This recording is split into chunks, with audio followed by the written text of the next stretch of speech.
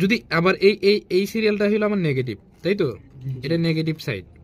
এই দুইটা যদি আমাদের কাটা থাকে তখন যদি আমরা লাইনটা দেই তখন আমার মোসফেট কেটে যাবে, নেগেটিভ সাইডে মোসফেট কেটে যাবে। কিন্তু যদি এই দুইটা কাটা থাকে তখন কিন্তু লাইন দেওয়ার পর আমার মোসফেট কাটবে না,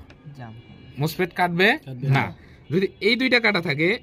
এখানে কিন্তু পার্টস একটা কম্পাউন্ড নেই, এটা G1 থাকে, যাই হোক এখানে নেই, এই যে এখানে সাইনিং দেয়া আছে, কাছের থেকে যদি দেখানোর চেষ্টা করি,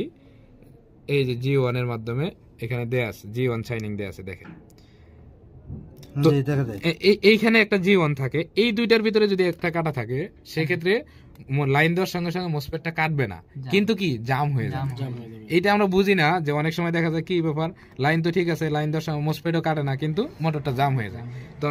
এই দুইটার কারণে মোটর জাম হইতে পারে এবং এই দুইটার কারণে মোটর জাম হইতে পারে। এই দুইটার কারণে মোটর সচরাচর জাম হয় না, অনেক ক্ষেত্রে হয়ে যায়, কিন্তু